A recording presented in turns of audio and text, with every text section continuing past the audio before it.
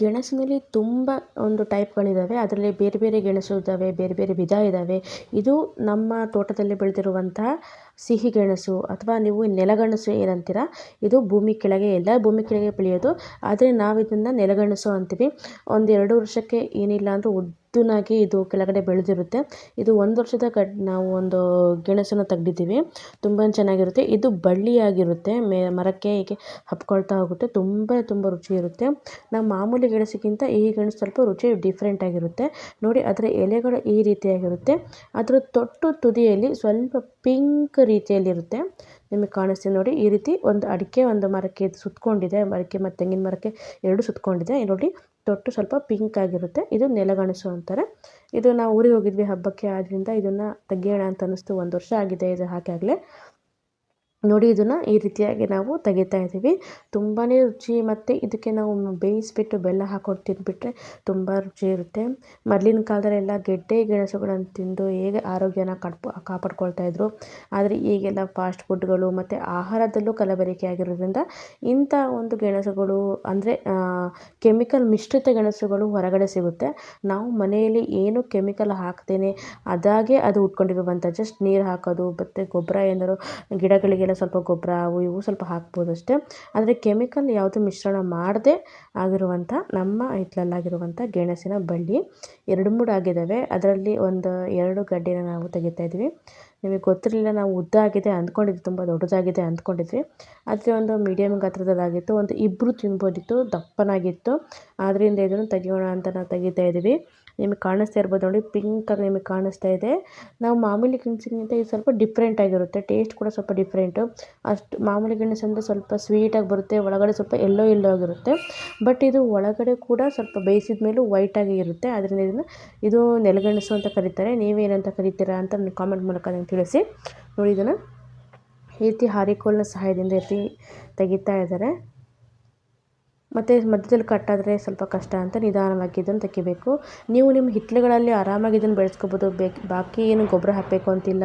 ನೀರು ಹಾಕಿ, ಇಲ್ಲಾಂದರೆ ನೀವು ಪಾತ್ರೆ ತೊಳೆದಿರುವಂಥ ನೀರಿರುತ್ತಲ್ಲ ಅದನ್ನು ಹಾಕಿ ತುಂಬ ಚೆನ್ನಾಗಿ ಬೆಳೆಯುತ್ತೆ. ಮತ್ತು ನಾವು ಎಷ್ಟು ದೊಡ್ಡ ಒಂದು ಗುಂಡಿ ತೆಗೆದು ಅದಕ್ಕೆ ಸ್ವಲ್ಪ ಹುಲ್ಲು ಏನಾದ್ರು ಹಾಕಿ ನಾವು ಅದು ಬಳ್ಳಿ ನಾವು ಬೆಳೆಸಿದ್ವಿ ಅಂತ ಹೇಳಿದ್ರೆ ನಾವು ಎಷ್ಟು ಹೊಂಡ ತೆಗಿತೀವೋ ಅಷ್ಟು ದೊಡ್ಡ ಹೊಂಡದಲ್ಲಿ ಇದು ನಾವು ಬೆಳ್ಕೊಬೋದು. ನೋಡಿ, ಇದು ನಮಗೆ ಕಟ್ಟಾಗಿ ಅನ್ನಿಸ್ಬೋದು, ಆದರೆ ಇದು ಇರೋದೇ ಇಷ್ಟು. ಈ ರೀತಿಯಾಗಿ ನೋಡಿ, ಅರ್ಧದಷ್ಟು ಬೆಳೆದಿತ್ತು. ಇನ್ನೂ ಕೆಳಗೆ ಆರಾಮಾಗಿ ಹೋಗ್ತಿತ್ತದು. ಅಂದರೆ 1 ವರ್ಷದ ಗಡ್ಡೆ ಇದು. ನೋಡೋಕ್ಕೆ ಸಣ್ಣದು ಕಂಡ್ರೂ ನೋಡಿ, ಇಬ್ಬರು ಆರಾಮಾಗಿ ತಿನ್ಬೋದು. ಒಂದು ಗೆಡ್ಡೆ ತೆಗೆದಿದ್ದಾರೆ ಈ ರೀತಿಯಾಗಿ. ಮತ್ತು ಕಲರ್ ಕೂಡ ತುಂಬ ಚೆನ್ನಾಗಿದೆ ಮೇಲಿಂದ, ಬಟ್ ಒಳಗಡೆ ಫುಲ್ಲು ವೈಟ್ ಇದೆ ಒಂಥರ. ಹಾಗೆ ಮತ್ತೊಂದು ಗಡ್ಡೆನೂ ಇತ್ತು, ಅದನ್ನು ಕೂಡ ತೆಗಿತೀನಿ ಅಂದರು, ಅದನ್ನು ಕೂಡ ತೆಗಿತಿದ್ದಾರೆ. ಇನ್ನೊಂದು 2-3 ಬಳ್ಳಿ ಇತ್ತು, ಅದನ್ನು ನಂತರದಲ್ಲಿ ತೆಗಿಯೋಣ ಅಂತ ಹಾಗೆ ಬಿಟ್ವಿ. ನೋಡಿ, ಮತ್ತು ತುಂಬ ಇದ್ರ ಬೇರುಗಳು ತುಂಬ ಗಟ್ಟಿ ಇದು, ಹಾಗೆ ಕಟ್ ಮಾಡೋಕ್ಕೆ ಬರೋದಿಲ್ಲ. ತುಂಬ ಶಕ್ತಿ ಬೇಕಾಗುತ್ತೆ ಇದು. ನೋಡಿ, ಈ ರೀತಿಯಾಗಿ ನಂತರದಲ್ಲಿ ಚಾಕುವಲ್ಲಿ ಕೂಡ ನಾನು ಕಟ್ ಮಾಡಿದೆ ಇದನ್ನು. ನೋಡಿ, ಈಗ ಗಡ್ಡೆ ರೆಡಿಯಾಗಿದೆ. ತುಂಬ ಗಟ್ಟಿ ಬಳ್ಳಿ ಇದು. ಎಷ್ಟು ಕಲರ್ ನೋಡಿ, ಎಷ್ಟು ಚೆನ್ನಾಗಿ ಕಾಣ್ತಾ ಇದೆ, ಮತ್ತು ನ್ಯಾಚುರಲ್ಲಾಗಿ ಬೆಳೆದಿರುವಂಥದ್ದು. ನೋಡಿ, ಈಗ ಒಂದು ಗಡ್ಡೆ ರೆಡಿಯಾಗಿದೆ. ಇದೇ ರೀತಿ ಮತ್ತೊಂದು ಗಡ್ಡೆನೂ ಕೂಡ ನಾವು ತಗೊಂಡು ಬರೋಣ. ನೋಡಿ, ಎಷ್ಟು ದಪ್ಪನಾಗಿದೆ. 2 ಜನ ಆರಾಮಾಗಿ ತಿನ್ಬೋದು ಈ ಗಡ್ಡೆನ. ನಂತರದಲ್ಲಿ ಇದು ನಮ್ಮ ಕಾಳುಮೆಣಸಿನ ವಿಡಿಯೋ ಕೂಡ ನಾನು ಹಾಕಿದ್ದೀನಿ. ತುಂಬ ಈಗ ಸ್ವಲ್ಪ ಸಣ್ಣವಿದೆ, 2-3 ಬಳ್ಳಿ ಇದ್ದಾವೆ. ನಮಗೆ ಎಷ್ಟು ಉಪಯೋಗಕ್ಕೆ ಬೇಕೋ ಅಷ್ಟು ಕಾಳುಮೆಣಸು ನಮ್ಮ ಮನೆಯಿಂದಲೇ ಬರುತ್ತೆ. ನೋಡಿ, ಈ ರೀತಿ ಕಾಳುಮೆಣಸು ನೀವು ನೋಡಿರ್ಬೋದು. ನೀವು ನೋಡಿಲ್ಲ ಅಂದರೆ ನೋಡ್ಕೊಳ್ಳಿ. ಈ ರೀತಿ ಇದು ಎಳೆದಿದು, ಏನು ಜಸ್ಟ್ ಆಗಿದ್ದಾವೆ, ಇನ್ನು ಸ್ವಲ್ಪ ಅವು ಬಲ್ತಿಲ್ಲ. ಇದು ಕಾಳುಮೆಣಸು ಎಲೆ ಮತ್ತು ತಿನ್ನೋ ಎಲೆ ಸೇಮ್ ಕಾಣ್ತವೆ. ಕೆಲವೊಬ್ಬರಿಗೆ ಕನ್ಫ್ಯೂಸ್ ಆಗ್ತಾರೆ ತುಂಬ ಜನ. ಯಾಕಂದರೆ ನೋಡಿ, ಸೇಮ್ ಎಲೆಗಳು ಕೂಡ ನಾವು ತಿನ್ನೋ ವೀಳ್ಯದೆಲೆ ಏನಿರುತ್ತೆ ಅದೇ ರೀತಿಯಾಗಿರುತ್ತೆ. ವೀಳ್ಯದೆಲೆ ನಾನು ಒಂದು ವೀಡಿಯೋನ ನೆಕ್ಸ್ಟ್ ಒಂದು ಪೋಸ್ಟಲ್ಲಿ ಹಾಕಿದ್ದೀನಿ ನೋಡಿ. ತುಂಬ ಚೆನ್ನಾಗಿ ದೊಡ್ಡ ಅಂದರೆ ನಮ್ಮ ಅಂಗೈಗಿಂತ ಡಬ್ಬಲ್ ಆಗಿರುವಂಥ ವೀಳ್ಯದೆಲೆ ನಮ್ಮ ಮನೇಲಿ ಬಿಟ್ಟಿದ್ವು. ಅದನ್ನು ಮುಂಬೈ ವೀಳ್ಯದೆಲೆ ಅಂತಾರಂತೆ. ನಿಮ್ಮ ಮನೇಲಿ ಏನಂತ ಕರಿತೀರಾ ಅಂತ ನಮಗೆ ತಿಳಿಸೇಳಿ.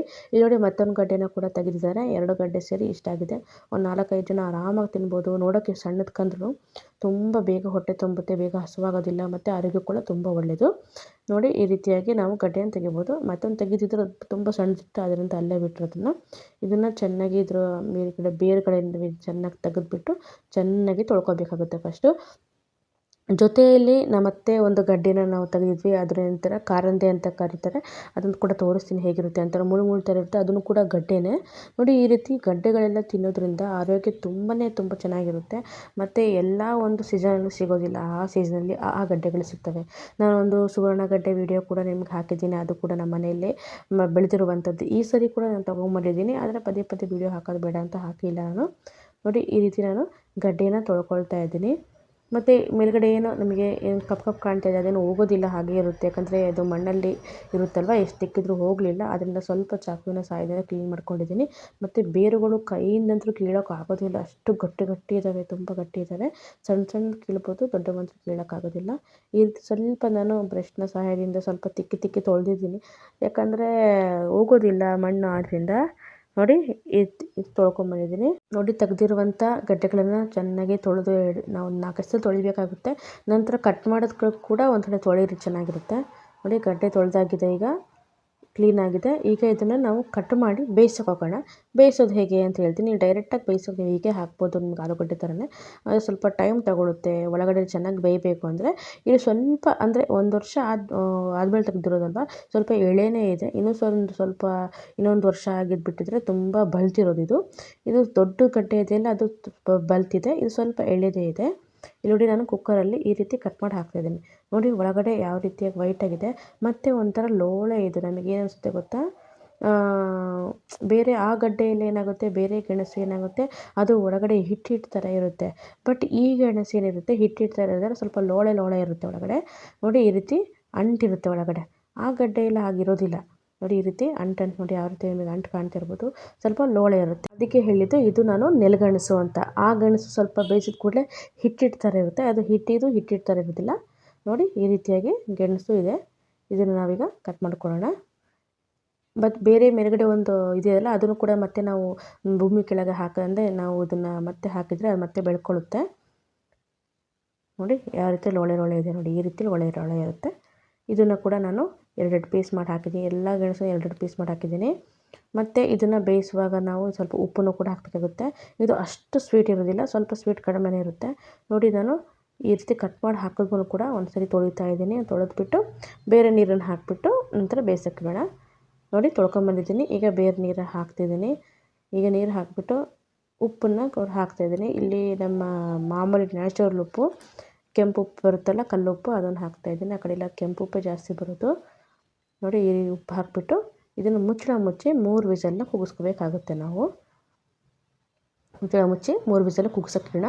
ಜೊತೆಯಲ್ಲಿ ನಿಮಗೆ ಮತ್ತೊಂದು ಗಡ್ಡೆ ಹೇಳಿದ್ದೆ ನಾನು, ಕಾರಂದೆ ಅಂತ. ನೀವು ಇದಕ್ಕೆ ಏನಂತ ಹೇಳ್ತೀರಾ ನನಗೆ ಕಾಮೆಂಟ್ ಮೂಲಕ ತಿಳಿಸಿ. ನೋಡಿ, ಇದು ಕೂಡ ನಮ್ಮ ಬಳ್ಳಿಯಲ್ಲೇ ಬೆಳೆದಿರುವಂಥದ್ದು ತೋಟದಲ್ಲಿ. ಇದು ನೋಡಿ, ಈ ರೀತಿಯಾಗಿ ಒಂಥರ ಮುಳು ಥರ ಇರುತ್ತೆ. ಡಿಫ್ರೆಂಟ್ ಟೇಸ್ಟ್, ಸ್ವಲ್ಪ ಕಹಿ ಚಗುರು ಇರುತ್ತೆ.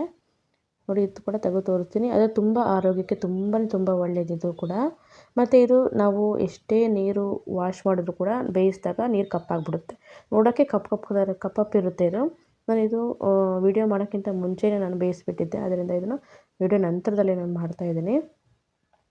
ನೋಡಿ, ಬಳ್ಳಿಯಲ್ಲಿ ಮೇಲುಗಡೆ ಆಗಿದ್ವು, ತುಂಬ ಮಂಗಗಳು ಬಂದು ಎಲ್ಲ ತಿನ್ಕೊಂಡು ಹೋಗ್ಬಿಡ್ತವೆ. ಇಷ್ಟು ಸಿಕ್ಕಿದ್ವು, ಕೆಳಗಡೆ ಬಿದ್ದಿದ್ವು, ಅದರಿಂದ ಇಷ್ಟನ್ನೇ ಆರಿಸಿ ಮಾಡ್ಕೊಂಡಿದ್ದೀನಿ ನಾನು. ನೋಡಿ, ಮೇಲ್ಗಡೆ ತುಂಬ ಇದ್ದಾವೆ, ಆದರೆ ಕೈ ಸಿಗೋದಿಲ್ಲ. ಮತ್ತು ಮಂಗಗಳ ಕಾಟ ಜಾಸ್ತಿ. ಇದಿದ್ಬಿಟ್ರೆ ಯಾವ ಗೆಣಸು ಇದಾದ್ರೂ ಕಷ್ಟನೇ. ಇದಾದರೆ ಮೇಲ್ಗಡೆ ಬೆಳೆದ್ಬಿಡ್ತಾವಲ್ಲ, ಬಳ್ಳಿಯಲ್ಲಿ ಬೆಳೆಯೋದ್ರಿಂದ ತುಂಬ ಮಂಗಗಳ ಕಾಟ. ಇವು ಸ್ವಲ್ಪ ತಿನ್ನೋಕ್ಕೆ ಕಹಿ ಇದ್ರೂ ತಿಂದ್ಬಿಡ್ತವೆ ಮಂಗಗಳು. ನೋಡಿ, ಈ ರೀತಿ ಮೇಲ್ಗಡೆ ಸ್ವಲ್ಪ ದಪ್ಪ ಸಿಪ್ಪೆ ಇರುತ್ತೆ. ಈ ರೀತಿ ತೆಗೆದುಬಿಟ್ರೆ ಒಂಥರ ನಿಮಗೆ ಮುಳ್ಳು ಥರ ಕಾಣಿಸ್ಬೋದು ಒಳಗಡೆ ಎಲ್ಲ. ಮೇಲ್ಗಡೆನೂ ಕೂಡ ನಿಮಗೆ ಮುಳ್ಳು ಅನಿಸುತ್ತೆ. ನೋಡಿ, ಈ ರೀತಿ ಒಂಥರ ನೋಡೋಕ್ಕೆ ಶೇಂಗಾ ಬೀಜ ಥರ ಕಾಣುತ್ತಲ್ವ, ನೋಡೋ ಮೇಲ್ಗಡೆಯಿಂದ ಇಷ್ಟು ದಪ್ಪನಾಗಿರುತ್ತೆ. ಮತ್ತು ಈ ರೀತಿಯಾಗಿರುತ್ತೆ. ಇದನ್ನು ಕೂಡ ಸ್ವಲ್ಪ ಹಿಟ್ಟಿನಂಗೆ ತುಂಬ ಒಳ್ಳೆ ಗಡ್ಡೆ. ಇದನ್ನು ಕೂಡ ನೀವು ಆರಾಮಾಗಿ ಮನೇಲಿ ಬೆಳ್ಕೊಂಡು ತಿನ್ಕೋಬೋದು. ಇದನ್ನು ಕಾರಂದೆ ಅಂತಾರೆ. ನನಗೆ ಇದ್ರ ಟೇಸ್ಟ್ ಅಷ್ಟು ಇಷ್ಟ ಆಗೋದಿಲ್ಲ. ನನಗೆ ನೆಲಗೆಣಸು ತುಂಬ ಇಷ್ಟ ಆಯಿತು. ಈಗಿದು ಸ್ವಲ್ಪ ಅಷ್ಟು ಇಷ್ಟ ಆಗಿಲ್ಲ. ನೋಡಿ, ಈ ರೀತಿಯಾಗಿ ಇದು ಕಾರಂದೆ. ಈಗ ನಮ್ಮ ನೆಲಗೆಣಸು 3 ವಿಸಲಾಗಿ ರೆಡಿಯಾಗಿದೆ. ಇದನ್ನು ಕೂಡ ಒಂದು ಪ್ಲೇಟಲ್ಲಿ ಹಾಕ್ಕೊಳ್ಳೋಣ. ಇದು ಸ್ವಲ್ಪ ಎಳೆದು ಅಂತ ಹೇಳಿದ್ನಲ್ಲ, ಅದು ಸ್ವಲ್ಪ ಜಾಸ್ತಿ ಮೆತ್ತಗಾಯಿತು. ಬಲ್ತಿರೋದು ತುಂಬ ಚೆನ್ನಾಗಿ ಫ್ರೈ ಆಗಿದೆ. ನೋಡಿ, ಈ ಥರ ಸ್ವಲ್ಪ ಚಾಕು ಹಾಕಿ ನೋಡ್ಕೊಳ್ಳಿ, ಕರೆಕ್ಟಾಗಿ ಬೆಂದಿದೆ ಕೂಡ. ಇದನ್ನು ಒಂದು ಪ್ಲೇಟಲ್ಲಿ ನಾನು ತೆಗಿತಿದ್ದೀನಿ. ಇದಕ್ಕೆ ಸ್ವಲ್ಪ ತೆಳು ಬೆಲ್ಲ ಇರಬೇಕು ನಂಚ್ಕೊಳ್ಳೋಕ್ಕೆ, ತುಂಬ ಚೆನ್ನಾಗಿರುತ್ತೆ. ಅದರಿಂದ ಮನೆಯಲ್ಲಿ ಸ್ವಲ್ಪ ಹಳೆ ಬೆಲ್ಲ ಇತ್ತು, ಅದರಿಂದ ಅದನ್ನೇ ನಾವು ಬೆಲ್ಲನ ತೊಗೊಂಡಿದ್ದೀವಿ. ನೋಡಿ ಈ ರೀತಿಯಾಗಿ ನಾನು ನಿಧಾನವಾಗಿ ತೆಗೆದು ಹಾಕ್ತಾಯಿದ್ದೀನಿ ಒಂದು ದೊಡ್ಡದಾದ ಪ್ಲೇಟಲ್ಲಿ.